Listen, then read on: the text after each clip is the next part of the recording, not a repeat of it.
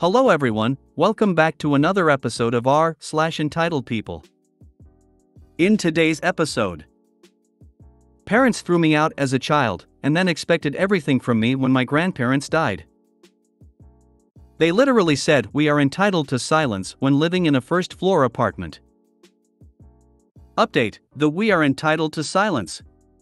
Downstairs neighbors. Before we get started, make sure to subscribe so you will never miss a video. So let's get started. Parents threw me out as a child and then expected everything from me when my grandparents died. I was born when my mother and father were only 17.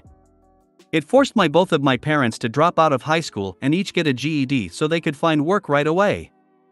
My father especially was not happy about this because he had dreams of playing football in college, and instead he had to work at a gas station. He said to my face many times that I ruined his dream. My mother hardly raised me at all as she had to work too.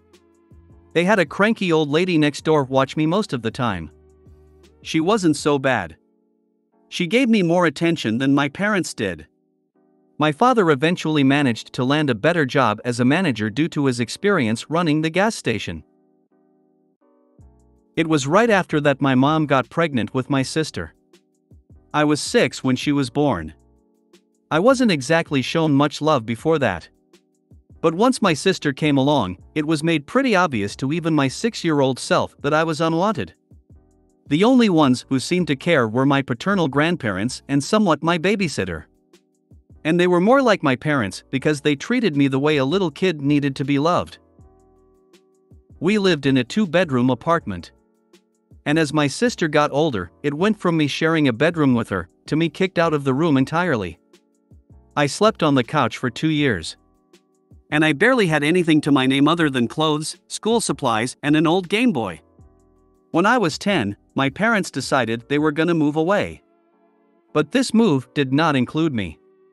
I ended up actually being fine with this, as my grandparents had agreed to take me in. My life was instantly better. I got my own room again, and my grandparents gifted me a brand new N64 in 1996. That Christmas I got a Game Boy Pocket too. And there were a couple of other kids my age in the neighborhood I got to hang out with. We rode bikes, played video games, shot cans with pellet guns, built forts, and got dirty playing in the creek. You know, stuff a normal kid would enjoy. I was finally happy. As time went on, I grew up and eventually moved out.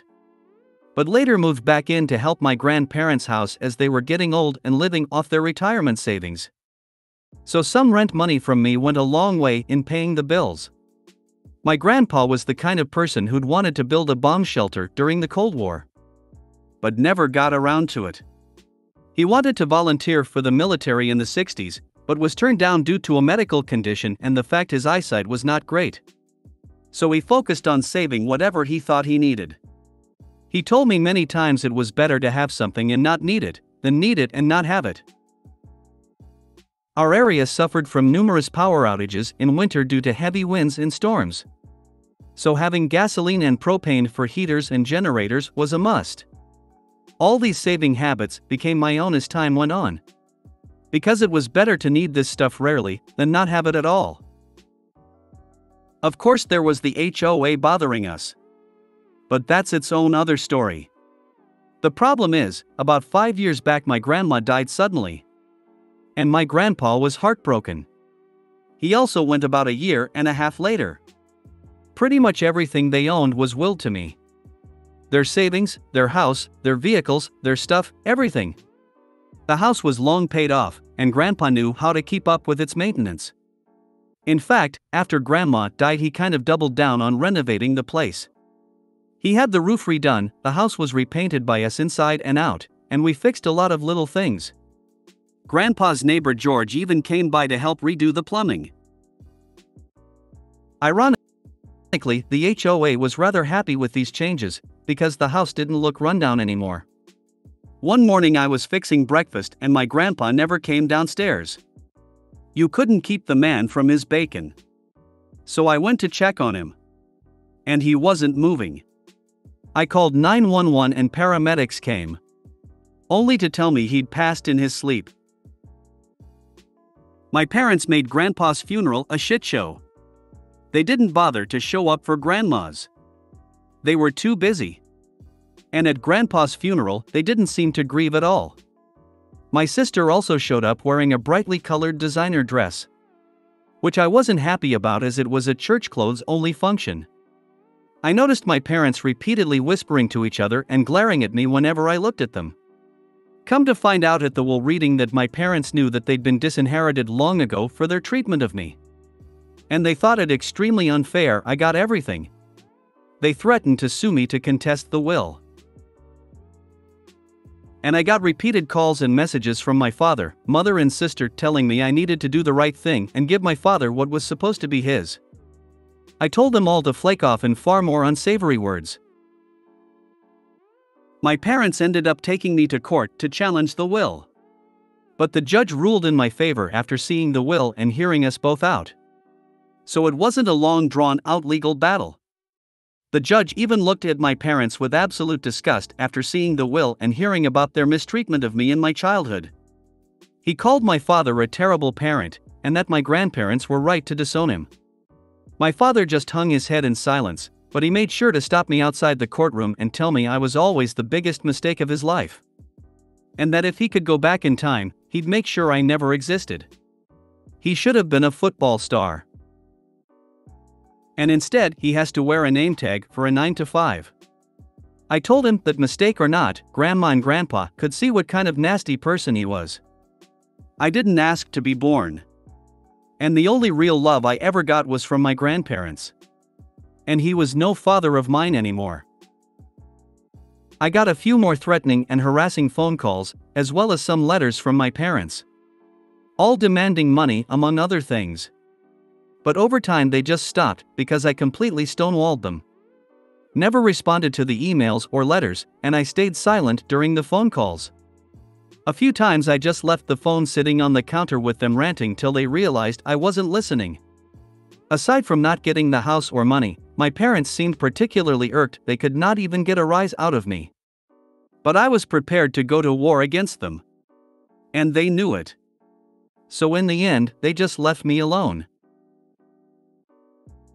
From what I know looking at Facebook the past decade, my sister tried to get into modeling, got married, had 2 kids, got divorced, and is currently unhappily working a job she feels is beneath her. My mother currently works retail, and is also vocal about her disdain of it. Like my father, she peaked in high school. She was a cheerleader back then, and even had her old uniform framed on the wall. My father has pretty much had the same job for 25 years. He must be good at it if he's still doing it. As for me, well, I'm in my late 30s now. And I live pretty much debt-free in a nice neighborhood. I haven't really had a girlfriend since high school. And I've had little motivation to ever have another relationship. But loneliness gets to everyone. So maybe I'll try to find someone soon. Not many are in the financial position I'm in at my age. Single, paid-off house, 2 vehicles, and a decent amount in the bank. I guess I could aim to be a stepfather. That might be more my speed. I recall that post. I have no idea why they would remove it. As I said in your other post, just keep living your life, kiddo. Your grandparents knew what they were doing and why. Much love. Granny. Kinda makes me wonder what if one of them moderators could be someone who knows the story and don't want it to be known. Should have been a football star, nope. Plenty of Hugh-schoolers become early parents and go on to have successful careers. If he made it to college ball and hit some form of adversity, why he would, what? Come up with some form of excuse and avoid responsibility. Pass. Everyone who played high school football thinks they're destined to be a star. And they always pick an excuse why it didn't happen and go on about it for the rest of their lives. If they were really that great, they would have gotten a full-ride scholarship somewhere. That is so true. Many parents become parents in their late teens, go on to become wonderful parents and have successful careers. My guess that it was easier to blame Op than to look in the mirror to see the real culprit. I am glad Op had great grandparents to love and support him. Your grandparents raised a wonderful person. I hope you find love and family and happiness. You talk about being a stepfather, have you ever considered fostering? Love this idea, help kids in the same situation. Pretty sure I'd foster kids like I foster animals, keep 'em all lol. As you said, your parents peaked in high school. Yet instead of making something of themselves, they chose to scapegoat you for their failures. I'm glad that you ultimately triumphed over these toxic people. Go out and live your life while your parents wallow in the witch's brew of their miserable lives. They did more than peaked in high school. Hell, they took it for a test run. Opie, I'm so happy you're doing okay and had love in your life once they moved away. I wish I could give you a hug. Your grandparents were amazing people and I'm glad you had them in your life. You're not too old to find you a sew and think about children someday if that's what you want out of life. I can see how your parents' treatment of you damaged your emotions, but that doesn't mean they have to win in that aspect either.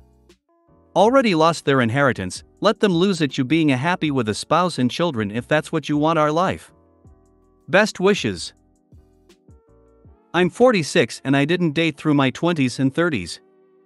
I'm getting married in 6 weeks so you can definitely find someone when you're older. Try dating apps.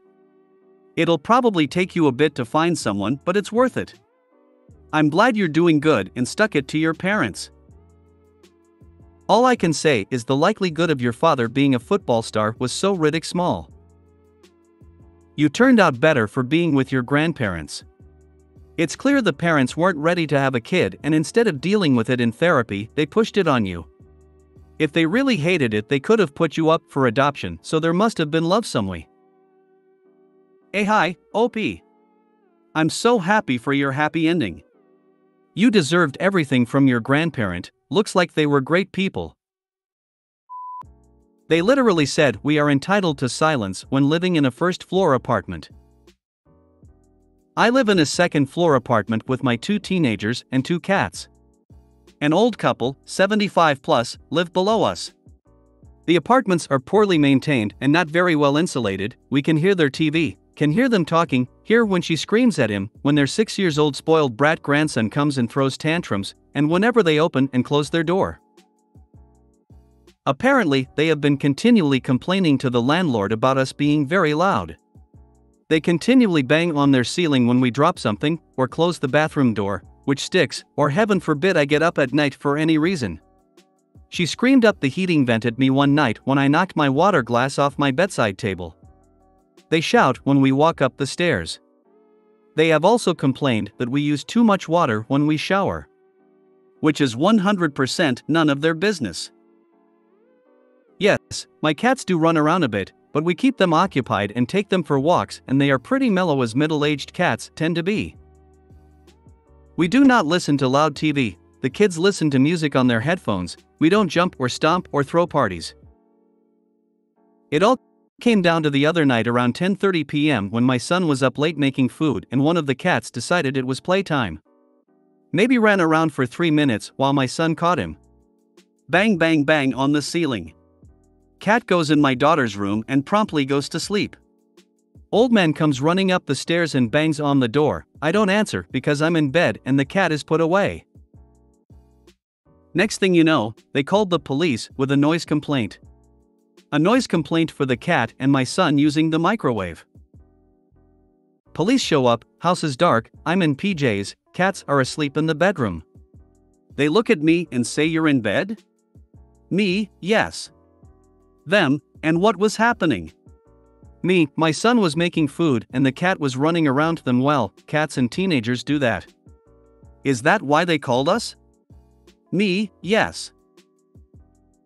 Cop then looks at his partner with a what the hell look on his face and says, what a waste of time. Then asked me if I wanted to put in a complaint for harassment. Next day, old lady shouts across the parking spots we are entitled to silence whenever we want silence. You are obnoxious and rude and I am going to get you kicked out of here. Landlord calls and is pissed, says they have been continually complaining about how loud we are and it's ruining their quality of life and we needed to keep it down. So I told him what they were complaining about and that I am out in 60 days and if they call again I will make a complaint of harassment because this is stupid. His response, okay, no problem. Note that 95% of them complaining has to do with regular daytime living noise. Occasionally something after 10, but rarely.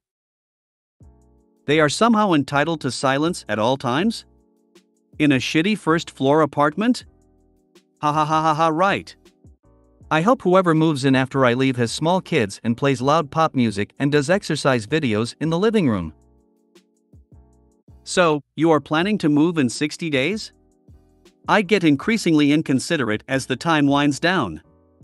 Break them in a bit for the new neighbors. If you're planning to move out anyways, I'd be going full-blown petty on their stupid asses. Make as much noise as you can without getting into legal trouble. Do this every day till you move. When the cops are called, play dumb and make a harassment complaint. As soon as they leave, turn the music back on and play chase with your cats. Even if you're planning to move, when the cops asked if you wanted them charged with harassment, you should have taken them up on that. 1. That is the only way they will ever learn. 2. It's a waste of police time to call over something like that. 3. You never know what kind of tricks they might try to play in order to get some vengeance before the 60 days are up, so getting a report might come in handy later down the line. I had thought of that after the fact. If anything happens again, I will make sure they are cited for it because this is definitely harassment. I feel you. My downstairs neighbors blare a subwoofer at stupid hours of the day, midnight on weekdays, 8:30 a.m. on a Wednesday, etc. It literally shakes my entire apartment and freaks out my cat. The reason they give for not turning it down? We stomp around too much. The stomping in question? Us banging on the floor for them to shut the hell up. It's always the ones making too much noise that complain about others' noise levels. You should call the police back and tell them yes, you want to file harassment charges. Wild, if they were more considerate, I would offer them one of them to come upstairs and have your son go down with one of them and simulate noise from both. But they are not nearly civil enough for that kind of talk or arrangement. I would say you should be petty and get a white noise machine to drown them out, and just high enough to annoy them. Time to buy some tap shoes. JK, but you only have 60 days left, just live your life like normal and feel free to report their antics. She yelled up the vent at you? Time to start pouring cooking grease down those vents. Drop some raw shrimp down them when you leave. Oh, reminds me of a story I heard where the tenants had an awful, abusive landlord, so they left raw shrimp inside the curtain rods when they moved. Get stereo speakers and place on floor. Put Baby Shark on repeat every time you go out during the day. It does not need to be loud, with your lack of sound insulation. Nothing that they can do about it. Update: we are entitled to silence. Downstairs neighbors. So a couple weeks back I posted about the old people who lived downstairs from me who called the cops because my cat was running around and the microwave being used at 10:30 at night, and then proceeded to tell me that they are entitled to silence whenever they wanted it. Well, they've started branching out to other people and also now have added a healthy dash of racism into their vocabulary. 1. Across the street is a large Hispanic family with lots of kids and a grandma who sits out on the front porch with her little lapdog. The dog barks a lot. Yes, the yappy little barks are annoying, but she's not out there all the time and she has every right to enjoy sitting on her front porch for a bit with her obviously well-loved dog. Yes, the kids run around screaming when they have their inflatable pool up in the backyard, but most of the time they keep it to a reasonable kids having fun noise. 2 days ago these folks were having a get-together, nothing loud or crazy, just a normal backyard barbecue, and it was around 8 p.m. when I hear "Shut the dog up and be quiet or he'll call the cops," and then, in a lower voice, "Those people are a nuisance and nobody should have to deal with their kind, they aren't even speaking English." 2. One of the 4 apartments in my building is occupied by a very nice man who is friends with or related to the folks across the street. He's over there a lot. Anyway, he has a motorcycle that he works on in his parking spot and goes for rides on nice days. He also likes to sit in his car after work and smoke a joint, legal in my state. I overheard the old lady saying he's one of those motorcycle gang people and he's out there doing drugs. He's obviously a criminal, most of these Mexicans are, and then if he doesn't stop driving that motorcycle and doing drugs, I'm going to call the cops. 3. And once again I hear the words "we are entitled to silence when we want silence" shouted from out of their open window. Note that the threat of cops being called on the people across the street was at 8 p.m. on a Saturday night. It wasn't even dark yet. They weren't playing music or screaming or anything, just talking and laughing and having fun. The threat to the other tenant was on Sunday afternoon. At this exact moment it is 11:30 p.m., I am in my bedroom and I can hear them talking downstairs. If I felt like actually making the effort, I would stomp on the floor and shout, "Shut up, I'm trying to sleep," but it's really not worth the effort right now, lol. You're not yelling reminded me. Back in the 90s, I lived below a woman who used to yell all the time and next to a guy who always blasted his TV. One Sunday morning, I just got up and played Metallica Am I Evil as loud as I could, with speakers directed at both of them. I will save my story of the 2 a.m. violinist for another time. I will save my story of the 2 a.m. violinist for another time. It's been 6 hours, therefore it is now another time. Please give us the violinist. Take a weekend and set up a playlist that you can control from Wi-Fi away from your apartment. Leave, and when you get somewhere with Wi-Fi, turn it on, then before you come home turn it off. Have a camera pointed to where you park. When they come and complain, show whoever they complain to the video showing you left and were gone the entire time, so you have no idea what they are hearing. Make sure it does not record sound, just video. I would try to record each time they spew their hatred, especially "shut the hell up, we are entitled to silence" or "I'm calling the cops." Then loop it and play it all day on a Saturday or Sunday turned up to 11. Warn the other neighbors beforehand. What are they going to do, call the cops on themselves? LMAO. I live in a high-rise. There was a woman who was apparently giving opera lessons in the evening when the kids next door were trying to do homework. She had a baby grand piano and screeched. She got hauled before the condo board for excessive noise, and she got fined. Were there any covenants about not operating a business from your condo in your lease?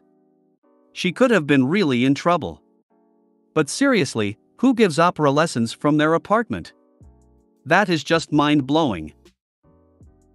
If they want silence, they need to get a little house out in the country. But even then they'd be screaming at bird chirp or something. Can all the people in this story, who are not the old couple, report those oldsters for noise complaints? Like, I think that's an appropriately ironic revenge. Personally, I love hearing the various sounds of life around me. If you made it to the end of the video, thanks for watching. Don't forget to like, subscribe and share, and we will see you in the next video.